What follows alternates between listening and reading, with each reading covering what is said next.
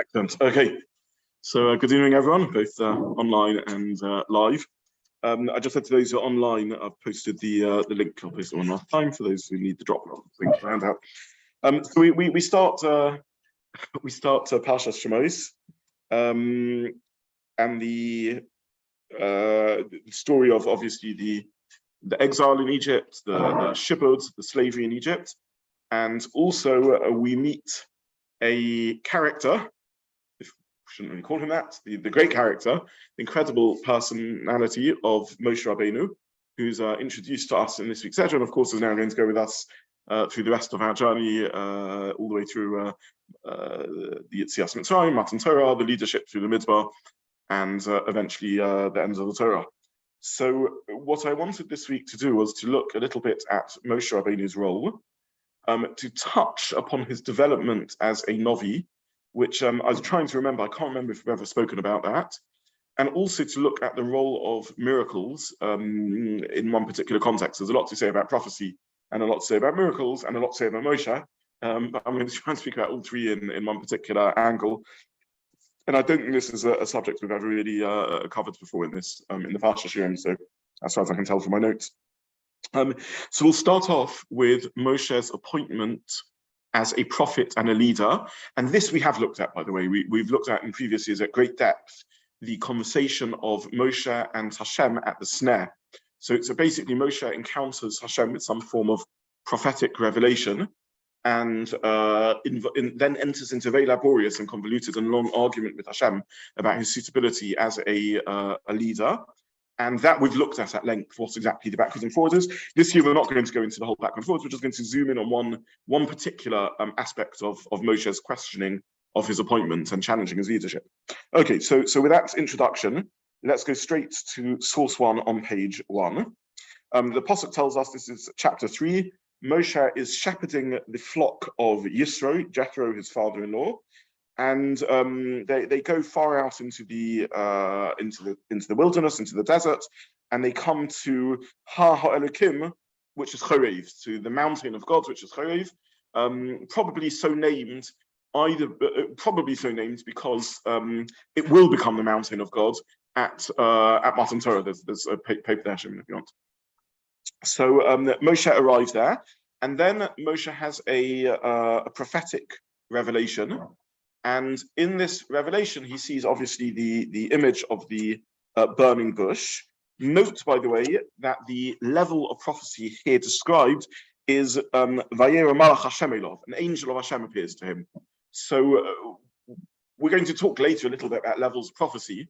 We don't really understand that much about prophecy, nor do we understand that much about angels or indeed Hashem. But with three things that we don't understand that much about, it's clear that a prophecy of a malach of Hashem is a lower level of nevuah than Hashem himself appearing to someone. So either way, the malach appears to Moshe through this spiritual or physical experience of the bush burning, whatever that is. Then Hashem, I missed out from Pasuk 2 in the sources all the way to 11, but basically Hashem says to Moshe, you've got a new job, you're now the leader of the Jewish people, you're going to take them out of Egypt. And Moshe responds in the first of what will prove to be a very long conversation. Vayom Moshe Elokim, mi anochi ki elech al Paro. Who am I that I should go to Pharaoh? When I take the children of Israel from Egypt. Now, again, this is not really our discussion point too much, but the word anochi is different to the word ani. In Hebrew, in English, we can say the following two sentences where we only indicate the difference based on the tune we use or the stress we give. So I could say, if someone says to me, what are you doing? And I'm saying, I am running, the stress is on the running. If someone says, who was running? And then say, I was running, the stress is on the me. In Lashon HaKodesh in general, that difference is indicated by ani or anochi. So if I say ani was doing something, it means I was doing something. If I say anochi, it means it is I, like anochi Hashem Elokecha, it is I who is Hashem God. So Moshe, when he says mi anochi ke'elech al Paro, he's saying, who am I that I should go to Pharaoh? In other words, the problem is with me. And then when he says, when I take out the Jewish people from Egypt, then we're not sure what tune to read it on. Is the stress, can I take the Jewish people out of Egypt? Or is the stress, can I take the Jewish people out of Egypt? In other words, are they up to the job of being taken out of Egypt? And this is something we spoke about in previous years. Either way, Hashem answers Moshe's reluctance to take this agency, both because of his unsuitability and perhaps the Jewish people's unsuitability. And here this is very interesting. What's Hashem's response to him? Vayomen, he says, Ki ehaya imoch, I will be with you. And this will be the sign that I sent you. In other words, I'm behind you. But when you take the people out of Egypt, you will serve Hashem on this mountain. So this is a very difficult sequence of psukim. There's a lot that's mysterious and unclear in this conversation. Literally, just in a simple reading of the psukim, it's almost unreadable. First of all, what exactly is Moshe's question to Hashem? Why does he think there's something wrong with his agency? Why does he think he's not suitable? And what does he think is going to be problematic about getting the Jews out of Egypt? That's part one. And part two is, what's Hashem's response? I will be with you. How does that somehow answer Moshe's question? And why does Hashem think he needs a sign? This will be the sign for you. Did Moshe ask for a sign? And what is the sign? The sign that I sent you, interesting, the sign that I sent you is that when you leave Egypt, you will serve Hashem on this mountain. So that's an unusual form of sign. If Moshe's worried about his ability to take the Jews out of Egypt, how does it help that once they're out of Egypt, they'll serve Hashem on this mountain? And what sort of sign is it that they'll serve Hashem on this mountain? So the whole conversation is very profoundly problematic.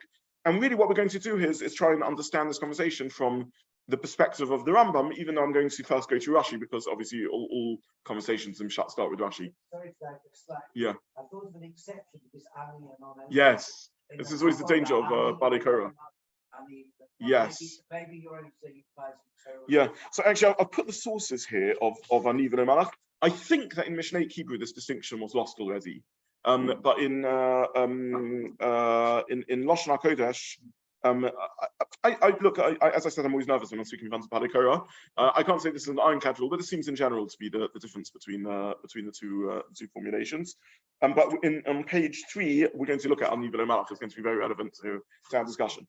Okay, so what we're trying to analyze basically is the sequence of psukim in which Moshe sees a perceived or accurate weakness in his ability to take on the role, and Hashem's response to him in which he somehow offers him reassurance. That's what we're looking at.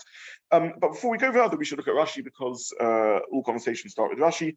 And in previous years, I've analyzed this Rashi in great depth. This year, we're going to, relatively speaking, whiz through Rashi and try and go into the Rambam's reading of these psukim. So Rashi basically in source 2, in the interest of time, I'm not going to read all of Rashi inside, but in source 2, Rashi says, Mi Anochi, Moshe's first complaint, as it were, is, who am I? Moshe's fear is, I'm not suitable to speak to the kings. And as Moshe's fear is, who am I to speak to kings? I'm not an orator, I'm not a speaker who can speak to Pharaoh as a king. That's part one. And a second complaint is, or second concern is, even if I am of importance, what merit do the Jewish people have for the miracles that shall take them out of Egypt? So Rashi learns that part of Moshe's fear is mi anochi, who am I? I'm not up to the task. And part of his fear is that the Klal Yisrael, the Jewish people, the Bnei Yisrael, aren't up to the task. This is Moshe's fear. Again, for those online, I see more people on phones. I've just posted the handout, the link against the handout online. So that's Moshe's fear.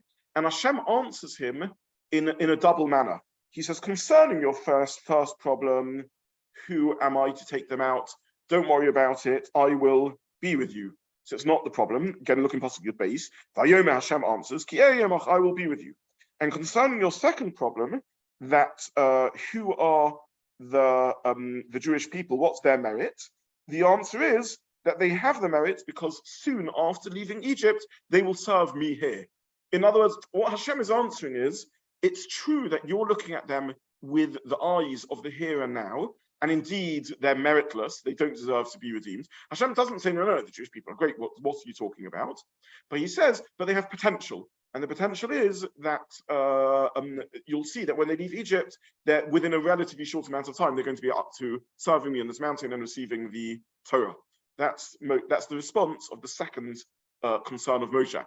in previous years, I think we spoke about this sort of philosophically, because we're used to the concept of zechus as being a previously earned merit. Here Hashem is telling Moshe, you have a merit, the Jewish people have a merit in the future, meaning because they would achieve something, therefore they're up to it. And the philosophers and the Mekubalim go to town over this, that sometimes you can be a receptacle for blessing because you currently have the ability to receive it. You have the utensil to receive bracha. And other times, the bracha creates the utensil itself. In other words, when you're given the opportunity, you'll grow into the role. And that's like a second sort of thing. And I think we know this from, not just from our spiritual lives, but in our physical lives also. Sometimes you sort of deserve a role, and sometimes through getting the role, you grow into it. And that's more or less what Hashem is saying to Moshe. It's true that the Jewish people, as they are now, don't have the merit, but they've got the potential, and they'll grow into the role if I give them the redemption. So that's Rashi's reading the Psukim. Who am I to take them out? The answer is, don't worry, I'm with you. Who are the Jewish people to go out? The answer is, don't worry, they've got more potential than you realize. They will accept the Torah within 3 months within the third month of Yetzias Mitzrayim. Okay, this is Rashi's reading of the Psukim. I now want to learn really with you a piece of Rambam. A very, very important piece of Rambam, and this comes from his halachic work, his great halachic work, the Mishnah Torah.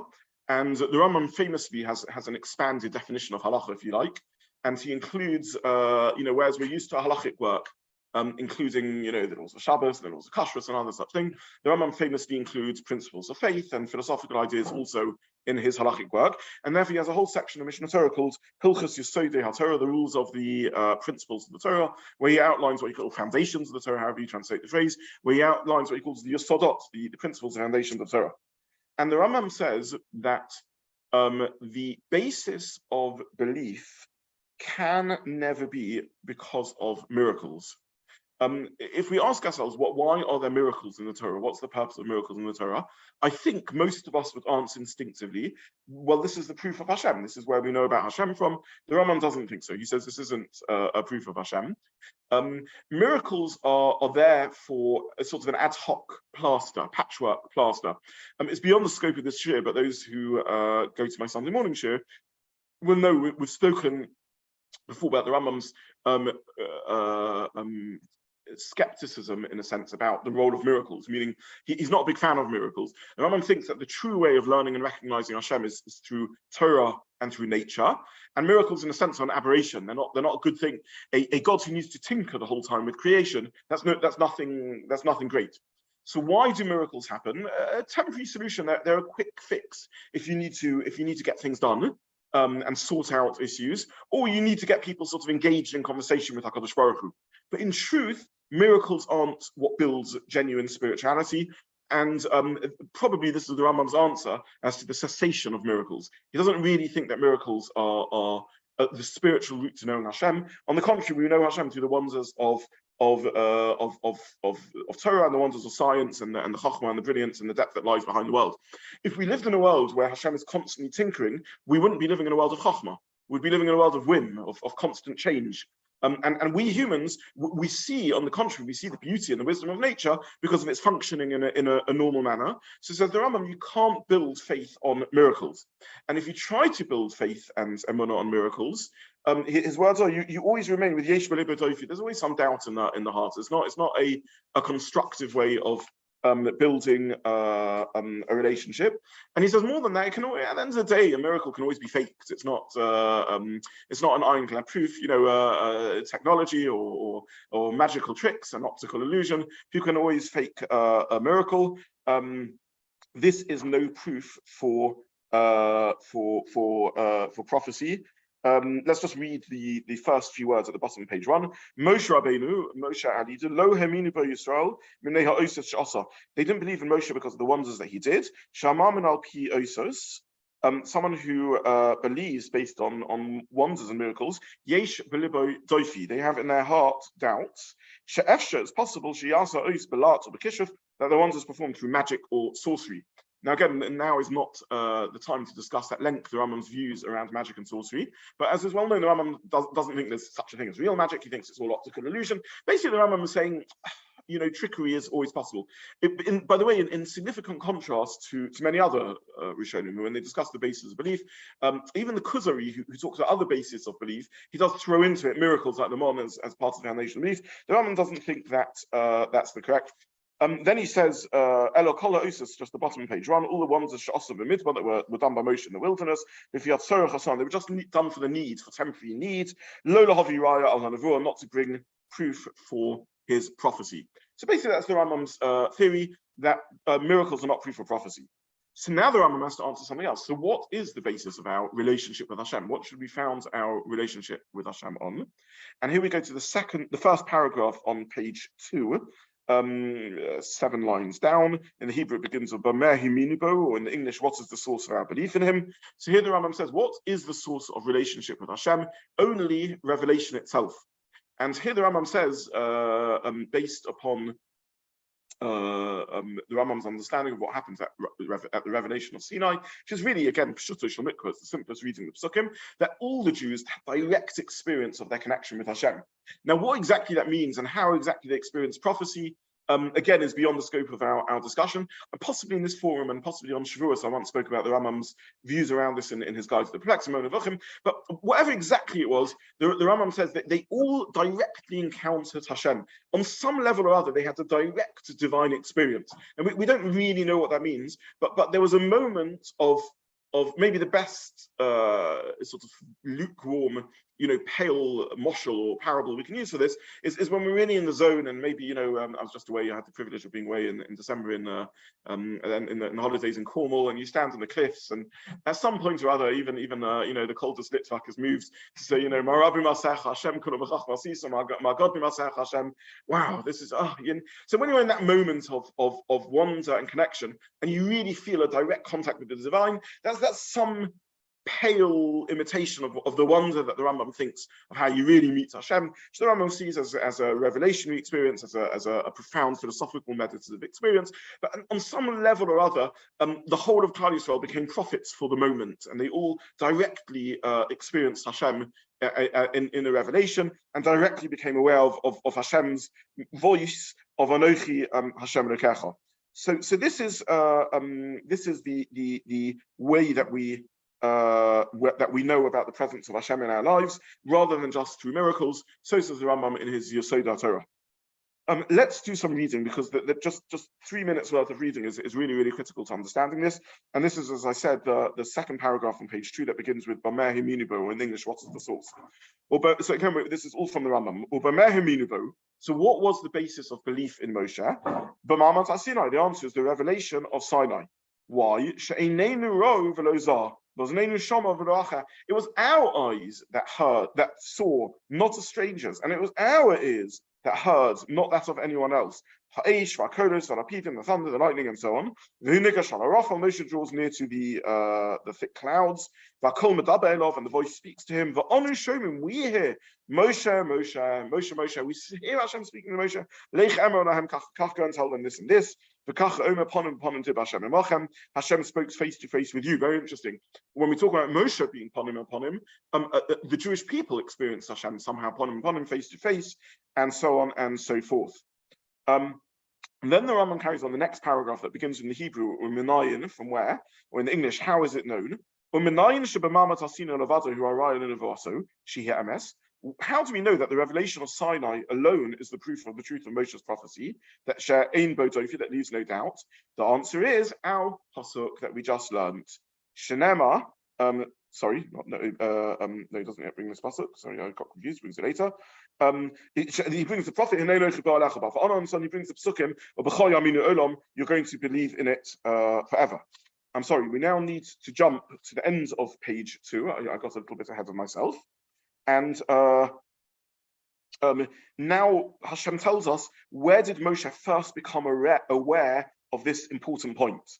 And here we begin in the final paragraph on page 2, which begins in the Hebrew with Yoda Moshe Rabbeinu, and in English, Moses, our teacher, knew. So I don't know, about 10 lines up. Yoda Moshe Rabbeinu. Moshe Rabbeinu knew. I'm sorry. Let's go even the paragraph before this. The Zehu She'omah. So 2 paragraphs up in the Hebrew, maybe 15 lines up in the Hebrew, 15 lines up in English, and this is what God said to Moshe. The Zehu She'omah lo HaKadosh Baruch Hu. This is what Hashem said to Moshe right at the beginning of his prophecy. At the time he gave him the signs to do in Egypt, he said to him, they'll listen to your voice. Yoda Moshe Rabbeinu knew Shahamamin al pi ha'osis, someone who believes in size, yesh v'lebodofi, will always have doubt. Or mahara machashi, will always be thinking, maybe yes, maybe no. V'ayom nishmat mileidech, therefore he sought to be released from his mission. V'oman, he said to Hashem, they're not going to believe in me. Until Hashem lets him know that the miracles he'll do in Egypt are only ad hoc till he leaves Egypt. Afterwards, they're going to go out, they're going to stand at the foot of Sinai, then Yistalik Kahiro, all the doubts will go away and they'll know with certainty. And now we turn to literally the last lines of page 2 and the top of page 3. This is what the pasuk says. This is a sign that I sent you. When the people leave Egypt, they will serve Hashem on this mountain. Okay, so the Rambam is reading, perhaps typically Maimonidean manner, the conversation between Moshe and Hashem as a sort of psychological and philosophical conversation.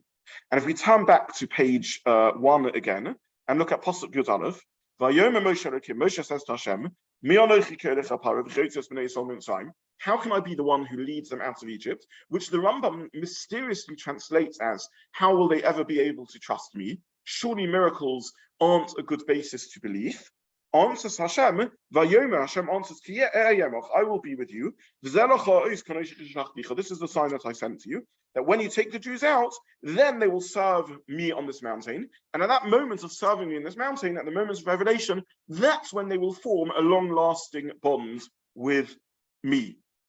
So the Rambam's readings for now is quite difficult in the Pesukim, but outside how the Rambam says the conversation goes, and again, I don't want to get too textual here, but if you take away this sheet with you and have a look at the Rambam inside, you'll see he's mixing and matching the Pesukim backwards and forwards in Moshe Rabbeinu's conversation. He quotes Pesukim from a chapter and a half ahead of us and how the conversation goes on and then goes back. But the bottom line is that the Rambam learns that what Moshe is saying to Hashem is, I'm concerned about my ability to genuinely make the Jewish people into Ma'aminim, to mediate and lead them to a depth of relationship with you, Hashem, because I know that miracles aren't a foundation for a depth of relationship. How will I get them to really connect to you? And on that, Hashem answers, don't worry, your mission won't be completed when you take them out of Egypt. It will only be completed when you stand at the foot of the mountain, and then they all experience themselves Hashem. At that point, the Jews will become your people. At that point, they'll have a permanent relationship with me. This is how the Rambam translates the sequence of Pesukim.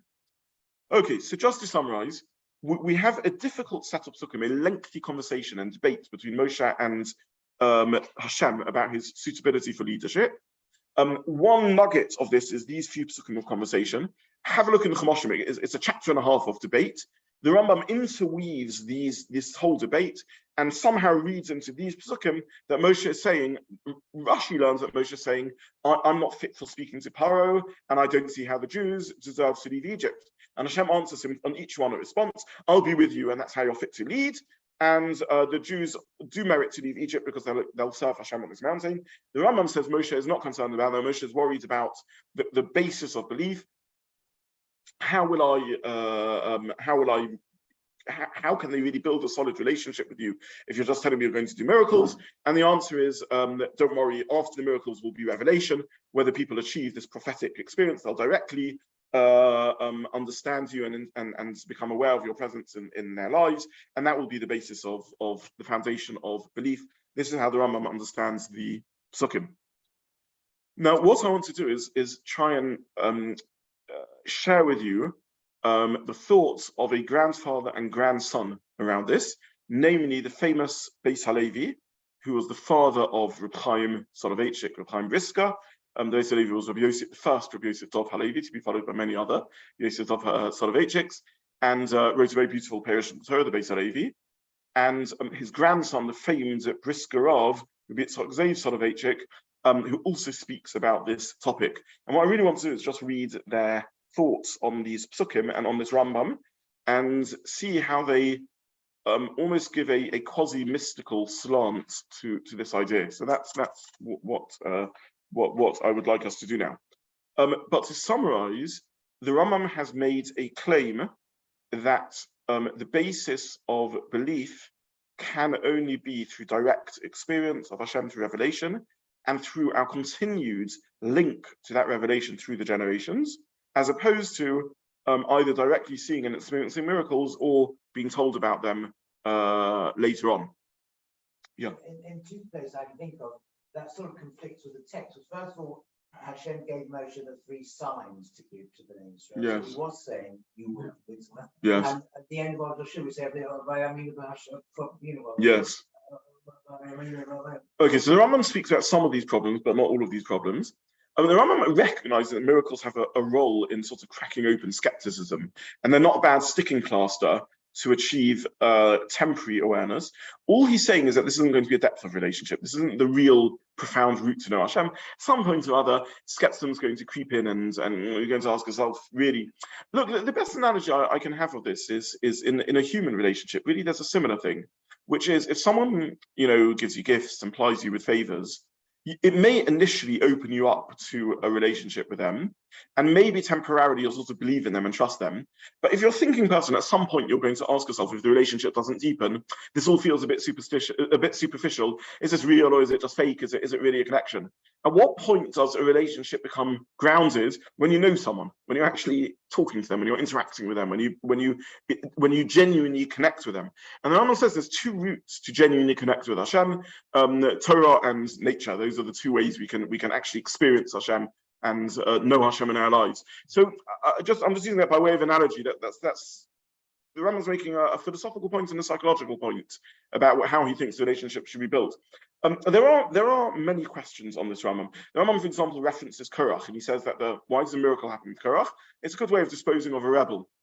It's not what the Pesukim look like. The Pesukim seem to say, Moshe saying, if I can do this, you can believe in me. Rambam again thinks it's just a sticking plaster solution, that a true relationship is never built through miracles.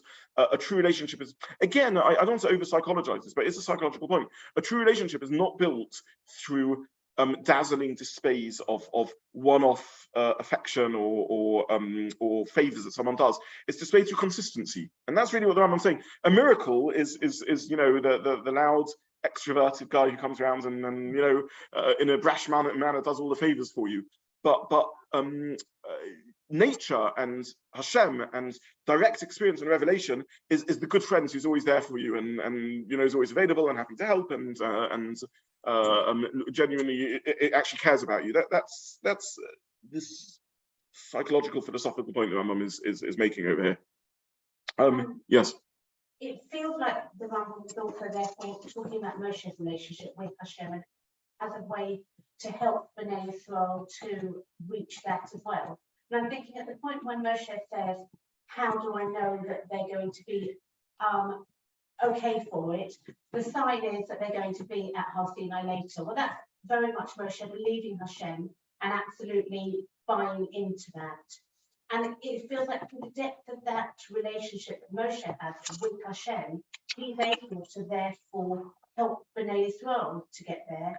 And also because of that's sort of why he's able to go and speak to the kings as well, to Pharaoh, because of that relationship he's got. So two points about that. The first thing is I think the way you're formulating the first half of what you said is spot on, absolutely. Moshe is worrying about his relationship with Hashem, and can I draw the Jewish people into my relationship? In a sense, Matan Torah, the Rambam says this very beautifully. He says Matan Torah is the Jewish people overhearing Hashem conversing with Moshe. So what Moshe is doing is he's sharing of his relationship. Moshe Rabbeinu is unique. He's able to live constantly in the presence of Hashem. There's a constant a relationship that he has with Hashem. Most of us aren't like that, but Moshe can draw us into his relationship then at the time of Matan Torah and throughout history through us engaging in Talmud Torah. So Moshe is the unique, not the only, but a part of Moshe's uniqueness is he's able to bring us into overhearing his conversation with Hashem. Jewish people overheard this conversation with Hashem once at Matan Torah, and we can continue to overhear his conversation with Hashem whenever we learn Torah. It's exactly that Moshe has this unique ability to share of his ability, his relationship with Hashem. The second point you're making about his ability to confront Pharaoh is the only reason you're reading into the Pesukim that Moshe's concern is about his ability to consult Pharaoh and Hashem's comfort is because I'm with you, is according to Rashi. Now, so the Rambam's going with a different reading. You are correct that ultimately, whether it's Rashi or whether it's the Rambam, this is all conversations about relationships and ability to take on a role. That's for sure. It's very clear whatever's going on in the snare. The Torah bothers with the Torah, which is so brief in so many important areas. A few months back when we learned Lech Lecha, we spoke at length, both this year and last, twice we've spoken at length about why the Torah tells us so different, so little about Avram's journey to a relationship with Hashem. Here, at length, the Torah tells us about Moshe assuming the mantle of leadership. And clearly, therefore, it's important. So what's going on here is the formation of Moshe as a leader and his ability to connect to Hashem. But this particular fear of Moshe about confronting the kings, to the best of my knowledge, is not a Rambam reading of the issue. That's not what he's worrying about. I feel that we should be listening to the show tomorrow night, which is the other side of the Rambam. Ah, okay, thank you for that. Excellent. Okay, so this is anyone you can listen to the recording. I'll upload it, and you can re-listen to it. Okay. So, so this is the Rambam's reading of the Psukim. I now want to do, as I said, something which is controversial in a sense, but in line with maybe 150, 200 years of sort of thought of the Rambam, in which there's an attempt to bring the Rambam and the Mekabalim in a sense together and draw out a sort of a more profound spiritual message out of this reading. And we'll start off by referencing the words of the Haggadah, and this is source 4 on page 3, which you mentioned previously. Again, these are very famous texts, and I want to make sure we cover enough ground, so I'm not going to read it all inside. But basically, for some reason or other, the Haggadah emphasizes that the exodus from Egypt was not achieved through any intermediary, not through a malach, not through an agent, not through a messenger, not through a seraph, or whatever sort of angel that is, but only through Hashem himself. That's the message of the Haggadah. And we read this text year after year, and obviously the big question is why? Why is this so important? Why is this a significant theme in the Haggadah? So that's source 4. Source 5 is the very closing obituary said for Moshe at the end of his life. Again, very famous psukim. Let's just have a quick look at source 5 at the bottom, page 3. There was no Novi that arose like Moshe. Asher Yada Hashem Panim al Panim, knew Hashem face to face. Even though we actually saw in the Rambam pointed out for us that all of Klal Yisrael knew Hashem or experienced Hashem face to face. But here it's also saying Moshe experienced Hashem face to face. Then he carries on. The whole pasuk 11. The chol ha'osos v'amosim asher sholcha Hashem lasos be'eretz Mitzrayim. Like all the signs and the wonders which Hashem sent Moshe to do in the land of Egypt, the Pharaoh to Pharaoh and all his servants, and to all his land. So the pasuk seems to be saying two things. Number one, that Moshe is unique in his prophetic ability. And number two, that Moshe is unique in his ability to work miracles. That's what the pasuk seems to say. On which there are two questions, really. Question number one is Moshe unique in his ability to work miracles? I thought this is Hashem who's doing all the miracles of Yetzias Mitzrayim. It's not Moshe. Question number two is this indeed the case that these miracles will be unique? And we have a strand of psukim that seem to say that that there will be equivalent miracles at the end of days in the era of when Mashiach comes. As the days of you leaving Egypt, I will show you in the future again wonders. So the psukim, the Neviim, seem to prophesy that la'osid lovo in the future, when as history draws to a close and as Moshiach comes, there will again be niflaos, miracles and wonders equivalent to the exodus from Egypt. So these are the challenges that face us in these psukim. And really what I want to do, as I said, is learn on page 4 the thoughts of source 6, which is the Brisker Rav, and source 7, which is the Beis HaLevi. Now, I don't want to spend too long talking about an obsession of mine, which is the development of the thinking of the House of Brisk and the sort of contribution of the Zoloveitchik's to thinking. But basically, the source 6, which is the grandson, the later day thinker, the son of the famous Reb Chaim of Brisk, really speaks about the what, and this is a very famous Brisker sort of methodology. He doesn't directly share a spiritual thought or insight. He doesn't really explain the why of what's going on. He just says, I'm going to explain to you how things work. And then in source 7, we look at the Beis Halevi, who in a sense fleshes it out and gives it body and sort of gives us a spiritual insight as to what's occurring. So let's have a look at source 6. And again, maybe I'm just going to explain it outside because I don't like reading large chunks of text inside the Moshe. And those who are interested can go to this afterwards, and maybe I'll just try and highlight a few key words. So the first thing that he says is actually in the name of his father, Reb Chaim Brisker. And he says, I don't understand what it means that there's no Novi who arose who did miracles like Moshe. I get it that there's no Novi arose who had the level of prophecy of Moshe, but no Novi arose who did miracles like Moshe. Surely the Psukim say that when Mashiach comes, there will be equivalent miracles. And therefore, what does this pasuk mean? And then he cites his father to say that it is true that in the future, miracles will be done equivalent to Yetzias Mitzrayim, but they won't be done through prophecy equivalent to that of Moshe. So he seems to be saying over here that miracles are done through prophecy. And the truth is, this addresses something I've wanted to speak about for a while. Who does miracles? Is it Hashem does miracles or prophets do miracles? Now, it definitely looks like from the story of Mitzrayim that somehow or other Hashem wants Moshe to do at least some of the miracles. Because again and again, Hashem says to Moshe, raise your hands, raise your stick, or Aaron will raise his stick, or smite the Nile, and so on. It seems that the miracles are being done by the Novi. And indeed, this is what the Pasuk says in V'zos HaBracha. No Novi arose like Moshe, who had such a high degree of close relationship with Hashem, and who did such miracles. So Moshe is doing the miracles.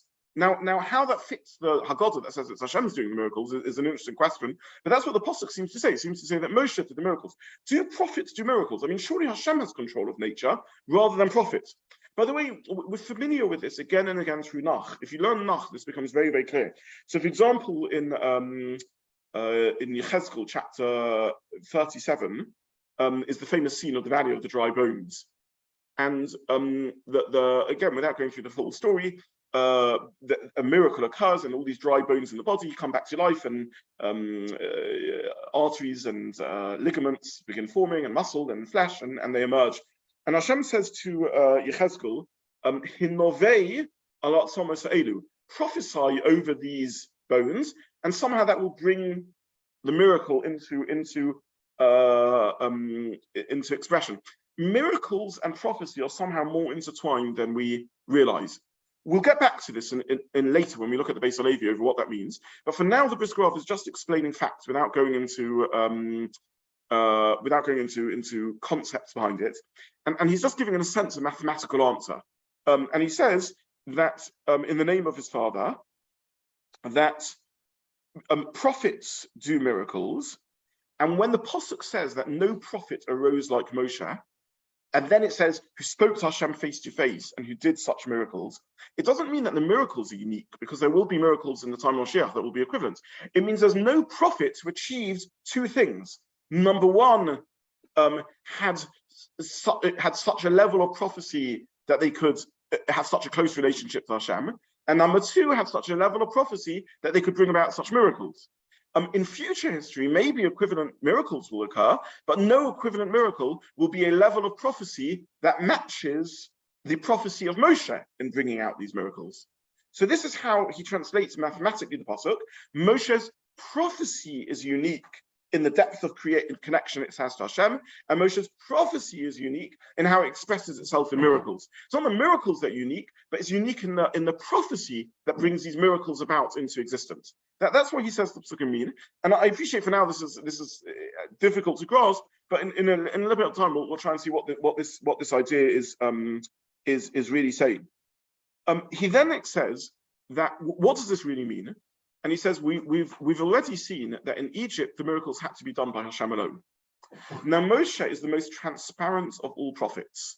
This we have spoken about on other occasions, but most prophets see Hashem somehow or other through the mediation of their own personality. Their personality colors to some degree or other their prophecy. And the metaphor we use for this, as explained by Rashi on the Torah, is that all they experience is a vision, but then they need to transcribe the vision into their own language. And this is why you see that the Lashon HaKodesh of Yirmiyah will be different to the Lashon HaKodesh, the Hebrew of Yechezkel. Each Navi is writing in their own language, and they have different styles of experiences, and they see different things. They're not seeing things entirely objectively. They're seeing whatever the revelation is as mediated through their own way of experiencing things. Moshe Rabbeinu, who is Onov Ma'od, who's more humble than anyone else, he sees things as they are. They're not in any way colored by his personality. Now, we think this is just relevant to him as a prophet through his prophecies.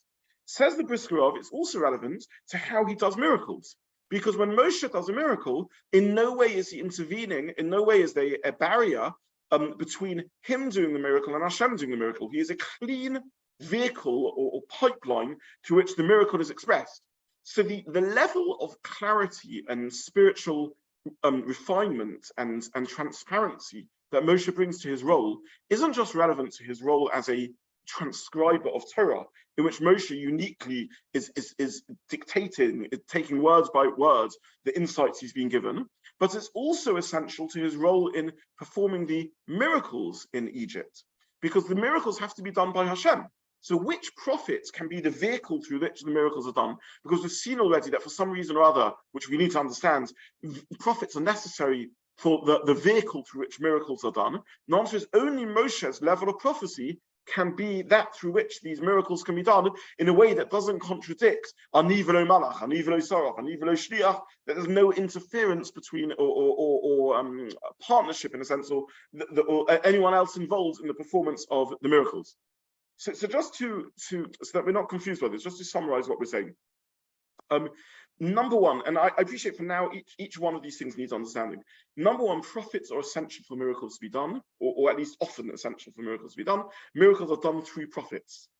Prophecy and miracle working are not two roles, they're one role, and we need to understand what that means. Point number two, therefore, when we talk about the uniqueness of Moshe's prophecy, we don't just mean a uniqueness of prophecy, but we also need mean a uniqueness of miracle working. And to take that further, point number three, that means that just like Moshe is a clean pipe for the words of Hashem, he's also a clean pipe for the actions of Hashem. When Hashem acts through Moshe, it's Hashem acting on the world. When Hashem speaks through Moshe, it's Hashem speaking to the world. When Hashem speaks to a Navi, it's Hashem speaking to the Navi who then speaks to us. When he does a miracle through a Navi, it's Hashem somehow empowering the Navi who then does the miracle. The Navi Yechezkel, the Navi Yirmiyah, the Navi Eliyahu and Elisha are involved in the prophecy and they're involved in the miracle working. Whereas with Moshe, it's Moshe directly a vehicle through which Hashem speaks to the Jewish people and a vehicle through which miracles are done. And we're going to need to understand, obviously, what that all means. But this is how he's understanding the idea. He then, in the final point that he makes, draws this back to the conversation of Hashem in the burning bush. And he says we have to understand that Moshe grows as a prophet. Moshe isn't born at this level. Moshe goes through his Yechezkel phase in life, right, where he's a regular Navi, and then he achieves the status of a clean and transparent Navi. Again, now isn't the time for this, but I've often wondered about this point. We're told that Moshe Rabbeinu wrote other prophetic works. So just as an example, according to one opinion in the Gemara, Moshe is the author of Iyov. Right? According to one opinion in the Gemara, he's the author of Mizmor Shiri and Shabbos and various other things. Now, these works don't appear in the Torah. They appear in Kesuvim, Tehillim, Iyov. These are Kesuvim. We generally understand that Kesuvim have a lesser status than Torah itself. They don't have the same status of Torah. Maybe they're the same as Novi, the same as Kesuvim, maybe not. Maybe one day I'll give a shir on a very fascinating subject. We have Torah, Neviim, and Kesuvim. So we know the difference between Torah on the one side, that's the Torah of Moshe, word for word, and then on the other side, Neviim and Kesuvim. Is there a difference between Neviim and Kesuvim? Very fascinating subject, not for now. But Tehillim and Iyov are definitely not Torah. So when Moshe was writing them, was he not writing them as Moshe the Torah giver? Was he just writing them as Moshe, a regular Navi? Very interesting question. And maybe it depends partly on what stage in his life he's writing them. But either way, the Ramban already points out that Moshe goes through a progression in his prophetic experience. Here we're seeing Moshe at some relatively early stage of his prophetic journey. In fact, as we saw in the Psukim, it's only the Malach of Hashem that's speaking to Moshe. It's not Moshe. His experience is somehow not Hashem himself. He's not experiencing Hashem directly. So Moshe is early in his journey. And by the way, this explains his confusion. He doesn't immediately realize that this is Hashem who's speaking to him. Hashem says, take your shoes off and everything else. One of the features that you see with other Neviim is they're often not clear what's going on initially. I mean, the most famous example of this is Shmuel, who's woken up by a voice at night and he doesn't realize who this is, if this is Eli or someone else is speaking to him. Neviim, there's a cloudiness about the prophecy that takes time to unravel. With Moshe, when he reaches the peak of his career, there's none of that. But here Moshe is still confused about what's going on. You see that very clearly in the snap. Says the Brisker of, Moshe is turning to Hashem and he's saying, I'm not the man for the job. I'm not enough of a prophet for the job. Because what you need for the job is someone who can perform the role of Ani v'lo malach, Ani v'lo sarach, Ani v'lo shliach. The miracles that are involved in taking out of Egypt have to be you interfacing with the world, with the Jews, with no interference at all, with a completely clean pipeline. Why? Well, in the Rambam's language, because the Jewish people need the relationship with you. They don't need the relationship with tricks and magical miracles. They don't need the relationship with a prophet. I'm just the shadchan, right? I'm just making the link between you and the Jewish people. I'm not the person for the job. I'm not the prophet for the job. Look at me. I'm not a clean vehicle for transparency. Says Hashem to Moshe, this is the sign. Don't worry, one day you're going to be standing at the foot of Har Sinai, leading the Jewish people into a relationship, a covenant with me, Hashem, in which they're all going to experience a face-to-face type revelation, and you're going to be the giver of the Torah. I'm not just appointing you to take the Jews out of Egypt. I'm appointing you to be the transmitter of Torah for all time to the Jewish people. In other words, don't worry, you will get there to be that transparent Navi who can pull off the Yetzias Mitzrayim, because you will be a completely clean interface between the two. And now this is what you have to do to get there. So to summarize, the Beis Halevi is saying, the Briskerov is saying, prophecy and miracles intertwined. You need to prophesy to do miracles. And the uniqueness of Moshe is in the prophetic ability and in his miraculous ability. In both of those roles, he needs to be a complete pipeline, no interference, just a broker and a mediator and a pipe for awareness of God, of awareness of Hashem himself. And the unique gift of Moshe is that he continues, of course, to be this to this day. When we learn Torah, we're encountering Hashem. There is no contradiction between V'zos HaTorah Shasam Moshe, Lifnei B'nei Yisrael, between Torah's Moshe and the Torah of Hashem. So Moshe has to be a completely clean interface. He then leads us into the Psukim as per the Rambam, in which Moshe says to the Jewish people, I'm not up to the task of being the clean broker, I'm not up to the task of taking them out of Egypt, I can't do it. And Hashem says, no, you will achieve the ability to be a completely clean interface between the two. A beautiful reading of the Psukim. When Moshe says, who am I and can I really take them out of Egypt? Hashem's answer is, you will give the Torah, you'll be the one that's able to do it. Okay, what does this all mean though? What's really going on over here? What the Brisker of in true Brisker style has outlined for us the definitions, the sort of the outline of it in black and white with lines that delineate the picture. But now we need to fill the picture with color. We need to understand what's going on. And here the grandfather, the Beis Halevi, steps in, and he says a beautiful and wonderful idea. And again, I'm in the interest of time, I'm just going to try and summarize it outside. And he says that prophecy and miracle working are the same thing, really. In both cases, we're bringing down God to earth. In one case, we're bringing down his message, his words. In another case, we're bringing down his actions.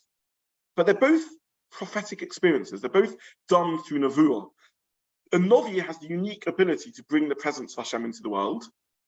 Sometimes he does that through bringing the words of Hashem into the world. That's what we call prophecy. And sometimes he does it through actions. But they're the same thing. Again, as we said in Yechezkel, prophesy over these bones. Okay. If that's our understanding, it means that when a miracle happens, it's not just Hashem tweaking nature or performing a clever party trick. It's bringing down a spiritual world into a manifestation of a spiritual significance or spiritual existence into the raw physical world. And then he gives a number of really beautiful examples of this. So he says, for example, let's take Avram being thrown into the fiery furnace. So unfortunately, most of the time we live in a world in which we're controlled by physics. You take a human being and you put them into heat, and they get atomized, they get broken down into their particles. That's what fire is. It breaks things down into its particles, and you're left with a heap of dust, which has all the same chemicals as Avram was made up with, but they're now not working together. They're broken apart, and that's the end of Avram. In a spiritual world, in a world where we look at what ought to be, a world of morality, a world of spirituality, should an Avram be burned? Absolutely not. Unfortunately, most of the time, the laws of physics don't match the laws of morality. There's different layers of dimension of existence. There's a world of what ought to be and a world of what is, and the two don't line up. We can put that in the language of halacha and say that mitzvahs or Torah, or the message, the words of the Neviim express what ought to be, but we don't always live up to that with our actions. And we can express that in the world of looking at the physical world. In the real physical world, unfortunately, sometimes Avram Avinu's get burnt. But in the world of spirituality and morality, Avram doesn't deserve to get broken down into his components. He deserves to continue to flourish. Unfortunately, these worlds don't always line up. There's a gap between the worlds. We don't always live up to what ought to be, and we don't always do that which we ought to do. And Avram Avinu sometimes get burnt. A Nevi is a gap bridger. That's what a Nevi is. So a Nevi brings the instructions of Hashem down to the world, the message of Hashem. In the case of Moshe, it's halacha. In the case of other Neviim, it's moral messages and spiritual messages, but not they don't create new halacha, but they do give Musa and so on and so forth. And a Nevi aligns the world of what ought to be with the world that is what the world is. So the world that ought to be is a world in which Avram shouldn't get burned. Unfortunately, in the real world, Avram is heading off into the fire and it looks like he's going to get burned. A miracle occurs and Avram doesn't get burned. That's the one dimension looking at it. He then says the same idea, sort of in reverse, in order to try this point out. And again, he quotes a Kabbalistic source, the Zohar, but it gives it a sort of beautiful psychological spin. And the Zohar says that the fire of passion, the fire of lust, the fire of anger is the same fire that burns the Rasha in Gehinnom, in hell. In other words, we create within our own selves a fire. A fire is a destructive force. We allow destructive forces to reign over us in life, where the fire burns out of control and destroys everything in its path. So if we allow ourselves to be taken over by the fire of passion, we use people, we objectify people, we break them down and take up a wonderful person who deserves to be loved and cared for and treated holistically and treat them in a base and physical manner. We allow fire to burn within us. We allow the fire of greed, the fire of ego, the fire of anger to destroy those who step in our paths. In the physical world, unfortunately, sometimes these voices of fire, these forces of fire succeed. And you see people who rise to the top of their professions, to the top of wealth, to the top of politics, whatever it is, who are people within whom a fire burns.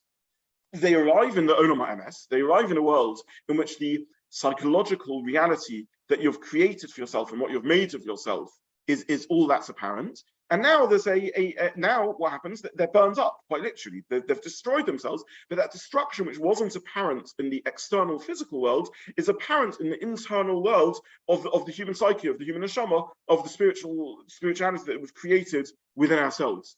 So again, it's really the same idea, just in different metaphors. The world exists on multiple levels. We humans exist on multiple levels. Unfortunately, a lot of the time, that the physical manifestation of ourselves doesn't match the inner spiritual or psychological manifestation of ourselves, but sometimes there's a meeting between the two. Says the Beis Halevi that throughout history, prophets can pull off the alignments between the worlds. They can line up the world of spirituality and morality with the physical world, and therefore they can prophesy, they can give messages of spirituality and morality, and they can do miracles when necessary.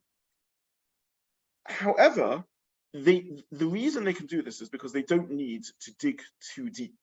If you think about layers, multiple layers of spirituality, you have the physical world, and then above that you have a psychological world, a spiritual world, and so on and so forth. And the Novi has to bridge a relatively narrow gap. He digs 1 layer deeper, he digs 2 layers deeper, and he's able to pull it off. A Novi can do that, or to put that in different language, a prophecy in which there's an awareness just of a malach can do it, or a malach can be sent to do the job. What is a malach? A physical force. We've seen the Rambam Monavuchim. It's really a posik. Osa malachos ruchos, malach ruchos, the wind. It can be a divine force of sorts. We don't understand much about what these things mean, but it can be a divine force that does it. A malach can put it off. For example, the Beis Halevi points out that there's a medrash that says, who is it who's sent to rescue Avram from the burning fire? Gavriel, the angel Gavriel. Why the angel Gavriel? Because the angel Gavriel is the angel of fire. Why is the angel Gavriel the angel of fire? Because he's the one responsible. He's a spiritual force for strength. Gavura, Gavriel, the strength of Hashem. The middle of the strength of Hashem is the power of divine justice. It can be a burning power. It can be a power that destroys in its wake those who don't live up to the achievements, those who aren't up to scratch. It breaks things down. That's what force does. And this is the role of the Malach Gavriel. And the Malach Gavriel can align a relatively small alignment between the world that is and the world that ought to be. Most of the time, the world that is doesn't match the world that ought to be. Occasionally, Hashem aligns the two, and for whatever reason, he says, "An Avram Avinu is in existence. I'm going to do a miracle." That's how to look at what a miracle is. It's bringing in a different realm, a realm of the world of ought to be the realm of spirituality. Moshe Rabbeinu is sent for a unique mission. He has to align everything. He has to go as deep and deep and deeper still. He has to align every single world. He has to dig profoundly deep in order to align these worlds. He has to, I'm mixing my metaphors now, he has to reach the highest heavens and align everything, because he's going to be bringing down Torah min Hashemayim. He's going to be bringing down the full oughtness of history. Everything that ought to be. When we talk about an eternal Torah, what we mean is that it has within it everything that through the generations can be unfurled and unleashed and unfolded, that will act as a spiritual guide through our history. And we do this, right? To this day, we turn to the Torah to work out what we're meant to do. We could turn to the Torah 2,000 years ago, not what we're meant to do. And today we can turn to the Torah. We can look at modern technology. We can look at peer-to-peer loan platforms, and we can look at the latest developments in medical treatment, and we can apply Torah to that. So Torah the Torah that Moshe is bringing down has to cover and align everything in existence, and he has a role to do. Yetzias Mitzrayim. He says it's not a small alignment to get the Jews out of Egypt. It's the creation of Klal Yisrael. And more than that, if I just dig one level deep, I don't actually see that they should leave Egypt. Again, the Midrashim, the Malach turns to Hashem, the Sultan turns to Hashem, and says, these are surface because I don't really see the difference between Jewish people and the Egyptians. If you just go one level deep, you can't spot the difference. You go 2 levels deep, you can't spot the difference. 3 levels deep, you have to go deeper and deeper and deeper till you get to the very core. And there's, in the metaphor of the Medrash, you have to go, there's 49 levels of Tumah, one level in which there's this point of distinction between them and the Egyptians. So you dig very, very deep in order to see how the words of Hashem is being fulfilled.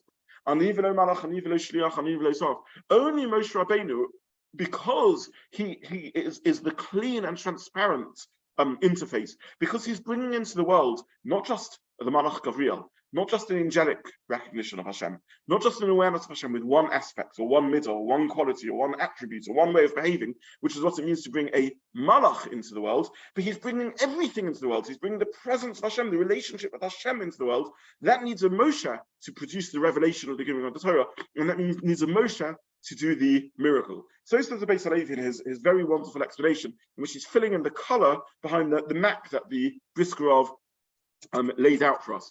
So just to conclude, in the Rambam's reading of these Pesukim, and again, we are mixing genres here, the world of philosophy and the world of spirituality, but I don't think this is a problematic, this is not Klein, this is not Shatnez, I think this is a problematic mixing.